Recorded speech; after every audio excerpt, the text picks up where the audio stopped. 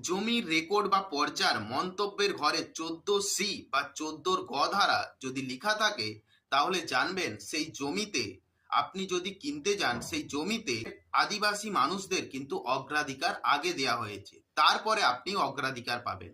এবং একটা বিষয় মাথায় রাখবেন, আদিবাসী মানুষরা ওই সম্পত্তি যখন বিক্রি করতে চাইছে, তাদের যদি নেসেসারি প্রয়োজন হয়, যে কোনো রোগের জন্য তারা বিক্রি করছে সম্পত্তিটা, বা বিভিন্ন নেসেসারি কারণে, প্রয়োজনীয় কারণে যদি বিক্রি করতে চায়, তাহলে আপনি যদি কিনেন সেই সম্পত্তি, ডিডে এগ্রিমেন্ট করেন, তাহলে সেই সম্পত্তি কিন্তু ভ্যালিড নয়।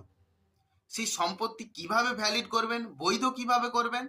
তাহলে আপনাকে বিএলআরও এবং অনগ্রসর বিভাগ, যেটা উপজাতিদের কল্যাণ বিভাগ আছে, সেখানে লিখিত আপনাকে জানাতে হবে। সেই লিখিত আপনাকে জানাতে হবে, দুই পক্ষ থাকবে, সেখানে লিখিত হয়ে তারপরে তাদের আদেশ নিয়ে তারপরে আপনি একটা